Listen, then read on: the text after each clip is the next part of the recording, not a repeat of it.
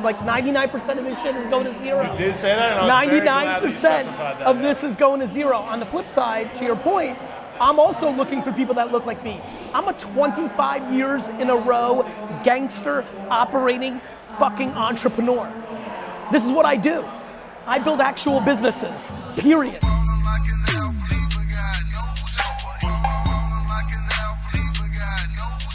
All right, ladies and gentlemen, this is Adam22. I'm out here at the Green Street Festival in downtown LA. I'm gonna be doing a live panel with Gary Vaynerchuk today. But first, I'm gonna get deep in that cornhole. So what we're looking at right here is basically like a shopping mall of all different weed brands. I haven't really looked around yet, but we're gonna take a look around and see what this is like because I'm assuming that this is the future.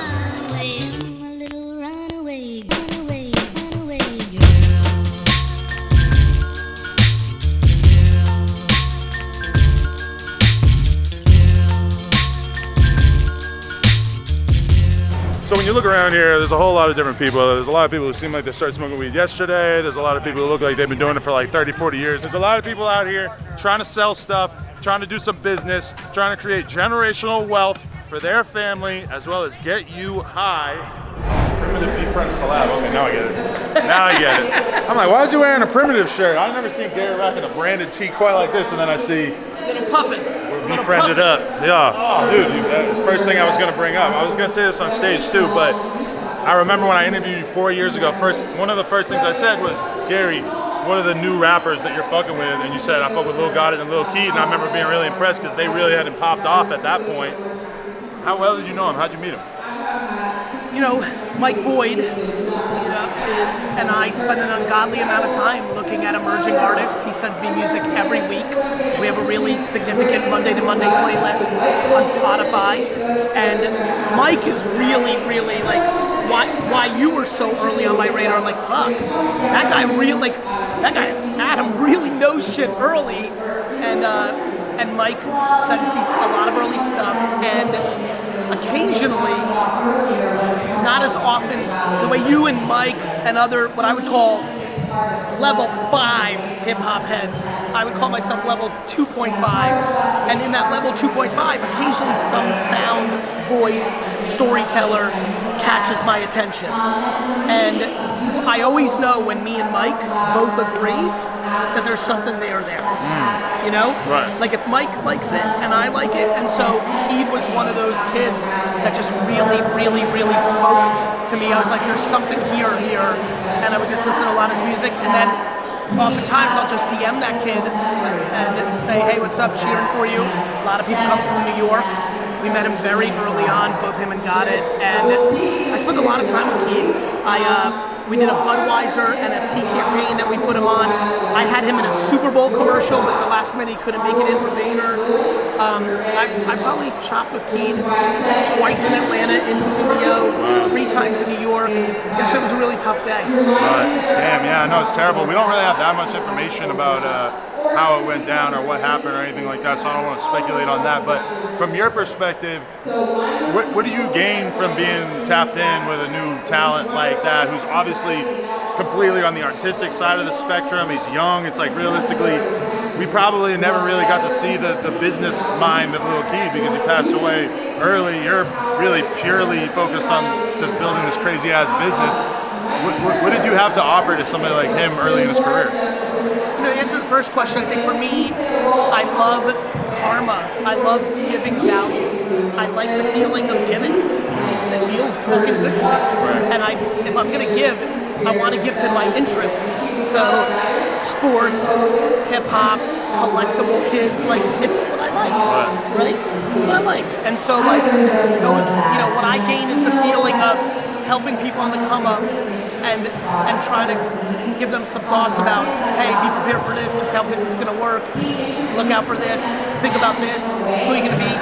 And for me, I'm an old soul. I was always that person for my friend group. Now that I'm older, in my 40s, I can really be that older uncle, that other voice for a lot of these kids. It feels nice. On the flip side, for me, it's fun. I'm still a fan. You know, I grew up when You get the rep for being older than you are, I think, sometimes. I'll take older, I'll take younger. I'm just glad there's any rep. I think no, but like I grew up on unsigned hype. You know, like when I used to buy the Source in the 90s, the first page I'd go to is unsigned hype. Right. Because I always liked the up and coming thing. Right? That even like the way He likes to buy low, sell high. could be. Or there, you know this, it's fun to like see stuff early. It's how my business life works, right? I'm the person that's gonna talk about TikTok. I'm the person that's gonna talk about NFTs. I'm the person that's gonna talk about Instagram years ago. I enjoy the process of trying to figure shit out and being early. That comes to humans, that comes to technology, that comes to everything. Right, 100%. I respect that. You know? Okay, so for the record, when they said you're gonna have some time to talk to Gary Vee, I'm like, all right, I gotta dig in, try to figure out as much stuff as possible that I can give him shit about. I wanted to hate on you for the NFT thing, especially just given where the market is at right now. By the time I got done watching a couple of podcasts with you, I was like, all right, if there is an NFT that I'm gonna fuck with aside from the CryptoPunk, which I already own, I was very impressed by the VeeFriends thing because I see that you actually have a roadmap, like a real game plan for how you're going to continue to build the value of these in the long term, which I don't have that assurance about almost any of the other NFTs I've seen. Well, I'm sure if you did your homework, to your point, you probably walked into some buzzsaws, which is in every fucking interview I gave for the entire last 15 months. I'm like, 99% of this shit is going to zero. You did say that, and I was 99% of this is going to zero. On the flip side, to your point, I'm also looking for people that look like me. I'm a 25 years in a row gangster operating fucking entrepreneur. This is what I do. I build actual businesses, period. It is what it is. You like it, you don't like it, it's the truth. I know how to fucking operate, which is why you felt that. And actually knowing you and knowing how you operate, it does kind of weird me out when I watch certain YouTube videos where they're talking about you like you're, I'm not gonna say any names, maybe these are some people that you know or have done business with, but there's some very, very scammy personalities. It's a whole identity these days to basically just be a huckster and just be selling some bullshit all the time. I don't feel like a lot of people on YouTube that I've seen give you a hard time really understand the depth of how much real business you've done. And I'm empathetic to that, to your point. Like, if you're out there, you have this, I have this, people have this. If you're out there, especially in today's society, you're gonna have, you know, shots fired at you. I'm empathetic when people decide to make shit and try to go at me, that they haven't spent 50 hours. Like, who the fuck am I to have somebody spend 50 hours to cross every T and I to realize, wait a minute, even though I have a lot of high energy and I might look the part to them, that under the hood, there's some real ass shit. Right. They weren't in a room where you and I were in 4 years ago where we spent 2 hours really talking about your operations. They don't know that part of me. Right. And honestly, I'm not like, my feelings don't get hurt. Right. Like the truth is always gonna win out. It's gonna be what it's gonna be. Right. Everybody who shit on Dwayne "The Rock" Johnson, that he couldn't go to Hollywood and make it, has to eat crow. Everybody who shit on Marky Mark when he tried to be Mark Wahlberg had to eat it. Did you buy in early on The Rock? What did you buy him at? What were shares going for at that time? I wasn't paying attention when he made that transition, but he's fucking, when I think about The Rock, Kevin Hart, and Ryan Reynolds, they all sit in this same shelf in my head, which is they're famous as fuck, but they work like such fucking dogs, and they're, you know what I mean? Like, those guys are like actual entrepreneurs, comma, they have talents and other fame. Right, 100%. Okay, but so the big thing, like, especially these days. By the way, to give some flowers while I'm sitting with you. What? You're like, what, give it to me? For me or for you? For you. Early on, when we chopped up years ago and I was doing my homework, I'm like, man, this guy works. It's a very big part of my first pass-through whip test. Is somebody actually working, or are they trying to make something happen quick? Right. Just the amount of content, interviews, the way you interviewed, like the operations of the store, I'm like, oh, this guy fucking works. I hate to let you down though, like I felt like this is the year where I finally realized, like, okay, you've been doing this shit for a long ass time, you made a lot of fucking money, you can afford to take a week off here, a week there, going, you know, just in terms of just. By the way, that's not disappointing. That makes me proud of you. Right. But spending time with the kid makes you have to consider that shit, you know? Of course. A lot of things do. Family, a life event. You could lose an uncle and be like, and then you looked up to and be like, fuck, I don't want to end up like that. Things happen. By the way, I take plenty of personal time. I go hard when I'm in it. When I'm on the field, I go hard. But, you know, that's not what I meant by work. I didn't mean, and I didn't know, and I don't even know right now, that you were going 19 hours every day, 7 days. It wasn't that. It was the amount of output you were putting out. And the interviews I watched, they were thoughtful. You weren't, even what you just said right now, even if you want to make it as a razz, you're like, let me go do a little work. And you put in work. A lot of people don't put in work, Adam. They don't. They put in a lot of work for a little while. And that's fine. Everybody's got different ambitions. Everybody can have their thing, but you put in work. I respect that. That is what it takes, for sure. Okay, but so how do you separate yourself in a world where I think we both agree that 99% of NFTs have basically turned out to be scams? You're almost not even seeing new ones at the same rate that you used to. How do you solve the ultimate question of this day and age, which is like, I'm in the NFT business, but I'm not a scammer, and I believe that this shit has long-term value? What are the most important things to communicate to the audience? I think, this is really interesting. I think most people try to convince, and I believe in just having conviction. Meaning, in 1998, when this the reason I knew it was gonna happen is because I saw it when I was a kid with internet stocks. Everybody was so hyped about the internet that every internet company was worth $1 trillion, and they sucked. And that's what happened here. The NFT thing is gonna happen. But in the gold rush of the first year, there's a lot of that greed and bullshit. Right. What happened in 98, 99, 2000 was PayPal, Amazon, and eBay, they just fucking worked. They just made real companies, they just waited, they ate their shit. They were patient. They, you know, I'm sure they got called, I'm sure Jeff Bezos to his face was said, you're a scam and a fad because all these internet stocks just crashed. He in his mind said, I don't think so, let me go to work, I'll see you in 2010. For the 1% to 2% out there right now that really believe they're building something meaningful and they're getting caught up in the muckery, they gotta shut their mouth, put their fucking helmet on, go to work, and pop up in 2037 and say, I told you. When I look at some people's NFTs, like there's a certain porn star who I won't name who had a very public controversy because she basically left her NFT project high and dry. A lot of people were kind of shocked. I said, what could she possibly have done in the long run to have added value to the existing NFTs that she had already sold? You know, what could she possibly bring to it? I've seen you in other interviews where you were very straight up about it. You said, I'm creating movies, I'm creating children's books, I'm doing all this stuff for my characters that are gonna add value in the long term. That makes sense to me, because if you don't have that planned out, then what the fuck is the possibility of this working? You do not know how to build a business around the intellectual property, you have no shot. And a lot of that has to do with real life access, has to do with events, has to do with virtual access. To your point, I'm going more of a Pokemon, Transformers, G.I. Joe, My Little Pony route. Yeah. But there's a lot of ways to use the blockchain. Most people don't even understand the blockchain yet. They don't really understand what's actually happening.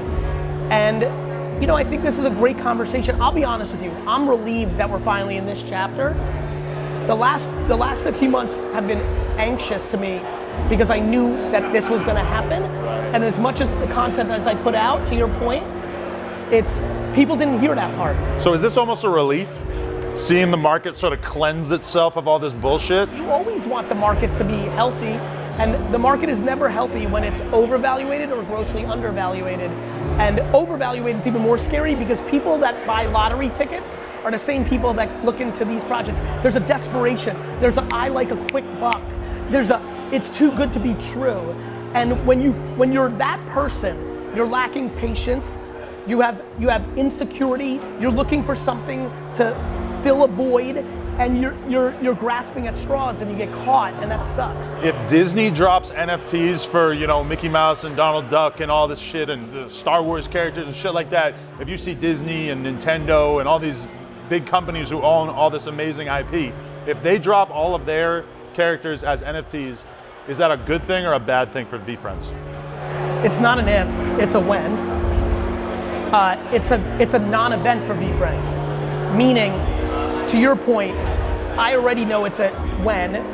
I don't need Disney or Nintendo or Pokemon's validation. They've already been flirting with digital goods a lot to begin with.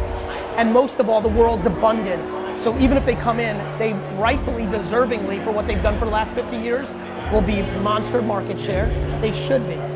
like Donald Duck should be, and Pikachu should be, Zelda should be, and that'd be great, but that's not gonna, it's kind of the way I think about the world. The reason I cheer for everyone is because nobody's winning is coming out of my winning.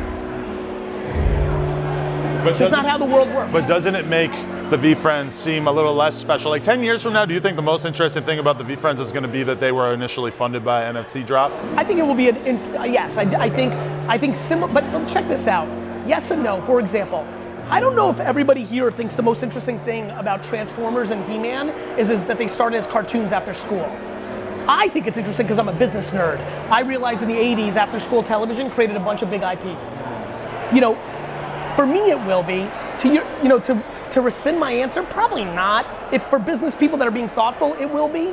But, for me, again, if I do what I need to do, it's gonna be irrelevant of anything else that's happening because people are gonna give a fuck about Empathy Elephant or Patient Panda because I made them, not because of the timing or it was NFTs, and I plan on doing that. I mean, we don't care about Walt Disney, right? Meaning? I don't think the average person who likes Mickey Mouse or Star Wars or whatever, there's not much conversation about Walt Disney. I've heard he's a Nazi, didn't really even look into it, bug on my head. But I mean, I say that to say, if in 20 years the Gary Vee factor seems like it's not that big a deal, that's a great thing for the IP, right? By the way, that's my preference. I say a lot that I want to convert from being Mickey Mouse and Hulk Hogan to being Vince McMahon and Walt Disney. There's a lot of shit that I want to say to the world, but I recognize that Gary Vee, I'm limited. There's a lot of people that fuck with me. There's a lot of people that will never fuck with me because I'm a single human being with a certain communication style and I am who I am. My 275 characters, I can push fucking account. I'll give you an example. I think most of the people's anxiety in this room and the world is because people don't want to be accountable. And when you're not accountable, you blame everybody else. So for me, I can say that 100,000 times, but the fact that I can make Accountable Ant into an extremely popular children's book series, and now 7-year-olds are like, accountability is cool. Like I can fucking do what the fuck I want, Adam, and I think about it that way. Definitely, 100%. What would you say to people who've taken a real ass beating over the last week or so in the crypto market? What's your advice? Like, should they still keep chasing these dreams, or for a lot of people, obviously they've been irresponsible? You only lose when you sell. Well, sometimes you lose when you don't sell too, right? All those Luna holders, KSI and his $3 million worth of Luna, he seems like he lost, he didn't sell.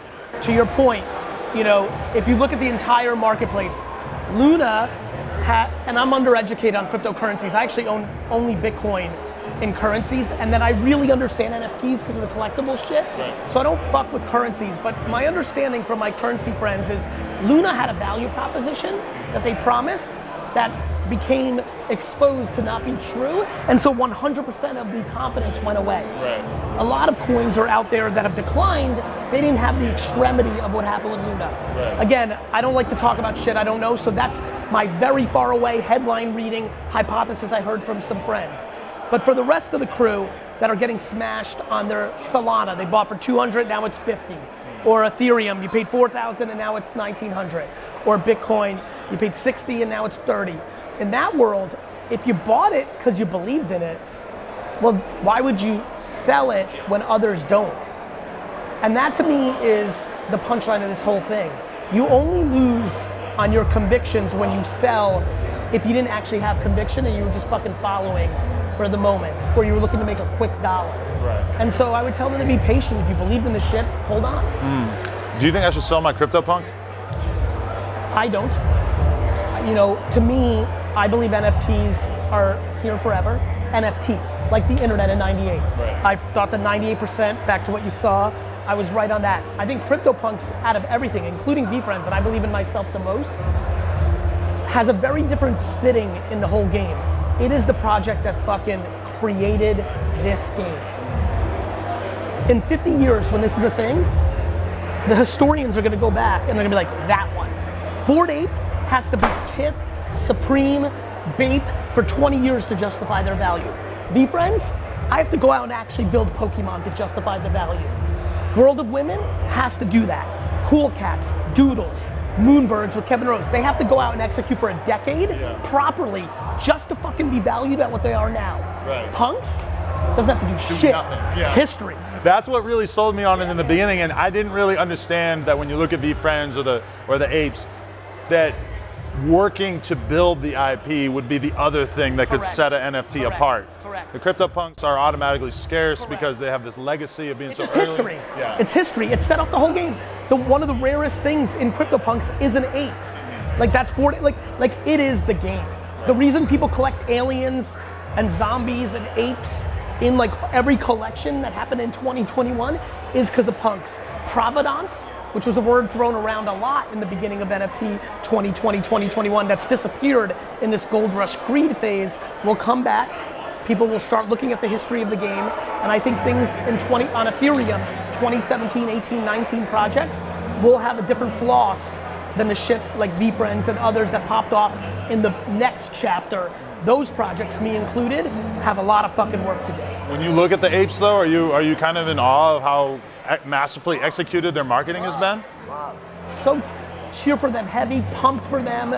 You know, when I look at that one, I'm like, you know, with me, I'm like, oh, I'm lucky. I get to run a marathon to build a Pokemon in Disney. They're so built on cool, and you know this because you fuck with culture, street culture, pop culture, hip hop culture, brand culture. Fucking staying on top as a fashion brand is hard. Like, who's rocking Supremes here today? Well, I did see one of our filmers has it on his beanie, but that's just one. You know what I mean? Compared to 6 years ago, right? You know, like Palace, Kith, Supreme, that's a fucking hard ass game. And so, but it happens. Look at this. Nike's done it. Nike's done it for 40 years. So for me, I'm cheering for apes to do it for 40 years, but they've got a lot of work to do, like all of us, in different ways. But yeah, I'm very impressed. I love it. Guy Osiri, somebody I've known in business for a long time. He's heavily involved with them. So I've met one or two of the founders in the early days of this whole world. We chopped it up in those early days. I have 7 Bored Apes that so I'm cheering for them heavy. So you know how Lil Baby has one of those apes on his neck? Yes. If you want me to be like that for VeeFriends and to just have a fucking puffin on my face or something, like this little puffin, I got some real estate right here. I could see that being like a cool look. That would be a tremendous priority of mine. I'll talk to your whole team about it, yeah.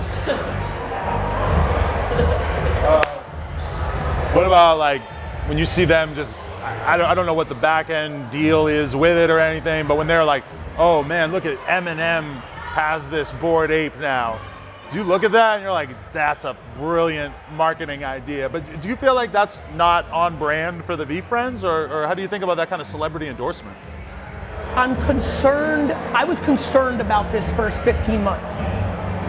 So I took it slow and steady in this first chapter because I knew that it could be great for the short term, but it created potential vulnerability for the long term. I knew that I could have went out and biz dev with a lot of people I know, but I want people to buy a VeeFriend because they actually want to hold it forever, not because it's of the moment or they bought it to flip. I have no sense of what any A-list celebrity has done or why they went in or why they bought or why they changed their profile picture. You know how things happen. Something becomes a movement and just happens.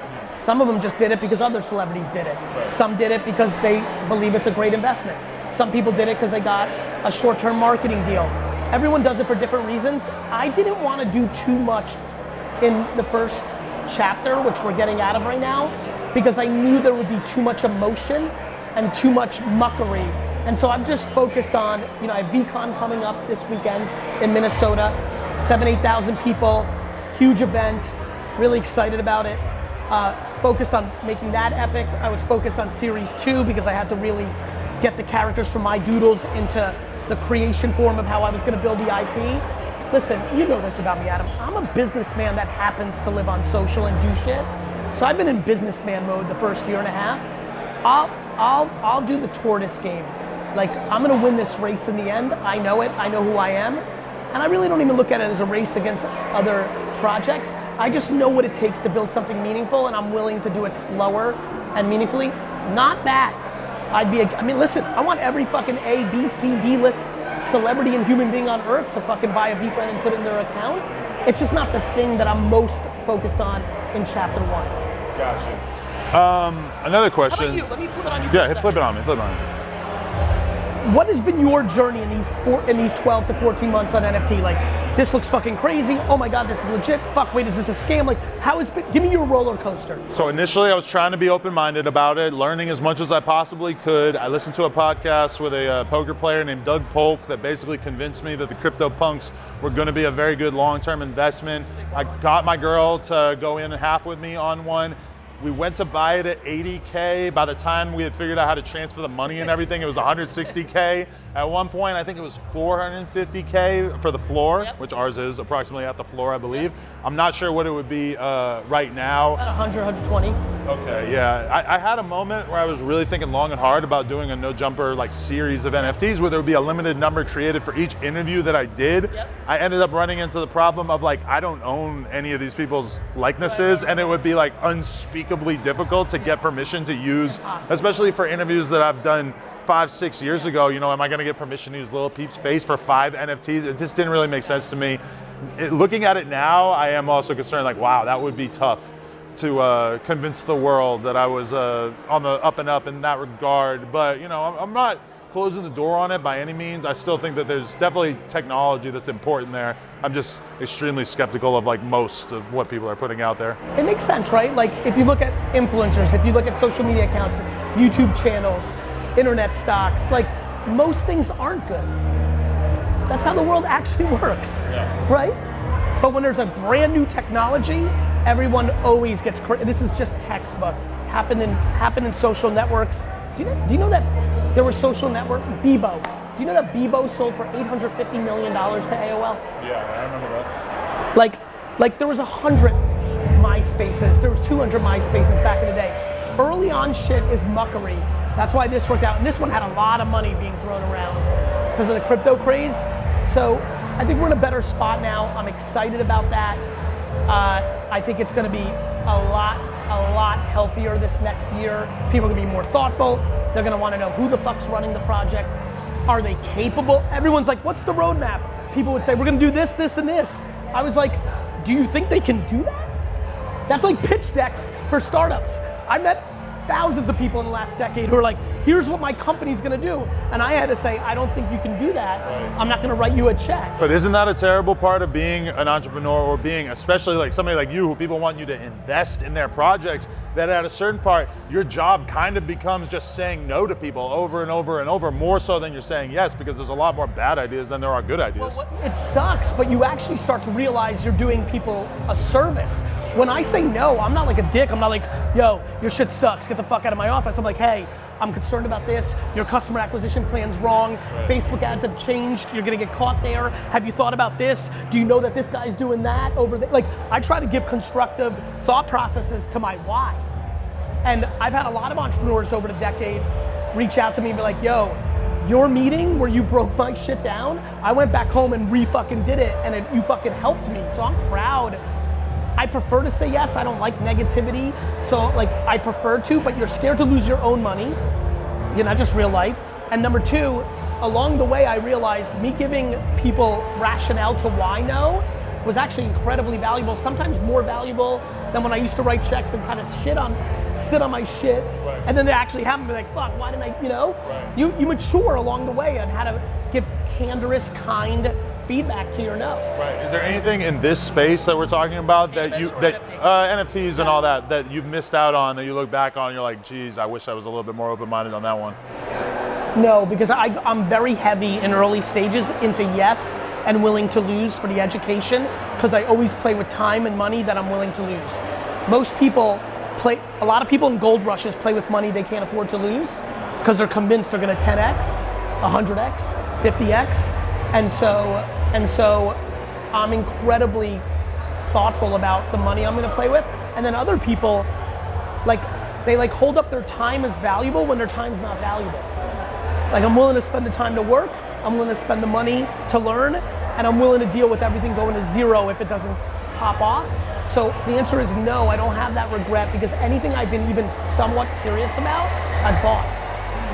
I like it. That's why I think I'm gonna become a VeeFriends guy regardless of the face tattoo idea. But what about the face tattoo idea? The face tattoo idea is still on the table for sure, yeah. And I don't charge a lot either. I'm a cheap fuck. Is it low? It's low, for the low. There's like a friend's. Let me ask you this. Yes. We just seen a big indictment come down, Young Thug, Gunna, etc., all getting locked up. We're seeing a situation in which, you know, people who probably came up in the street to whatever extent end up making millions of dollars and end up in a situation where, from my perspective, it looks like this was a kind of exceedingly easy case for the government to make against them at some point. Now, with you, I know you've probably seen quite a few people over the years that start building an impressive business, but then they're still maybe a little too tapped in with the streets or doing some illegal shit on the side. Obviously, we're at a cannabis convention. I'm sure there's plenty of that going on with at least some of the brands associated with this space. What would be your advice to anybody who immediately just starts bringing in this huge amount of money as an entertainer or whatever and needs to really separate themselves from stuff that could get them thrown in prison? It's a real, and you know this, if it was a black and white answer, it'd be so easy. There's not a human on earth that doesn't understand that on paper you want to get away from anything that creates a vulnerability. Here's the problem, and this is when I tell you I have zero knowledge of anything with the Rico stuff, especially, I mean, talk about a crusher for me, like my deep love for Gunna is off the charts, and I'm a huge fan of Thug. I don't know him, but you know, the reality is that for a lot of people, and I see it with immigrant life, your friends, your family, they're still living life. You might have popped off, but you've got a humongous community that you came up with. And to like, everyone who doesn't know anything about how people that come up from little to make a lot, it's very easy for them to pontificate in their chair at home and be like, why don't they separate, right? These are your cousins, your aunts, your best friend, somebody that helped you out of a fucking tough situation. It's incredibly challenging and a complex situation. When I say I'm desperate, I'm desperately hoping that they're not in a bad spot. It's been a really tough week for that whole like scene between that and Keed, and it's just been like, it's like, I feel incredibly emotional for people that are in the inner circles with that crew, because this must be one of the toughest weeks of their life. That's a fact, yeah, the Keed thing coming on the heels of the indictment's fucking crazy. I guess last question, we are at a weed convention. How many businesses in the cannabis space are you involved with, and where do you think that the real opportunities and growth are in this space? So I'm a large investor in a company called Green Street that is run by Rama. That's why I'm here, that's what this is all about. Underneath that, Rama's got a ton of stuff. We've got a brand called Asterisk with Juicy J, which is a lot of fun. To be transparent, I'm a non-operating partner in Green Street, so I'm not even sure how many things Rama has going on. I'm more the money, and I'm there for the backbone anytime. The space overall is super interesting. I grew up in the liquor business, which is regulated state by state. So when cannabis started getting legalized, and when I could see the country was finally ready to get over the hoop on it, I was like, okay, this is something I want to learn. So I'm still in the learning phase. You know, I'm on the board of a company called Rib Capital out of Canada. So I'm really in collecting information mode, because this is inevitable. Like for the rest of our lives, like there will only be more acceptance. We will see this space take shape in front of our eyes. Correct. Yeah. And for me, it's always about brands, right? Liquid Death was started by a former creative lead at VaynerMedia. Invested in that? I did. Michael's a good dude. So Nike, like all this shit we've been talking about. So I think my destiny long term is to be involved on the brand side. We'll see. But it's a very interesting space, and obviously, it's. I think people forget how long the world's been around. Weed has only been a problem for less than 100 years, or about 100 years. So not been that, like, out of the history of time, we're just coming off the back end where we demonized it. But I think it's gonna help a lot of people with emotional, physical issues. I'm excited to see fungus and cannabis find their appropriate place in society and bring a lot of the benefits. I mean, I hate when people like, I literally have meetings with some people, old heads, who try to shit on it while they're drinking a fucking cocktail, and I'm like, you do understand in 19, 20, and 30, people said the same thing about alcohol. Everything's fucked up when it's off balance. But in balance, everything can be appropriate.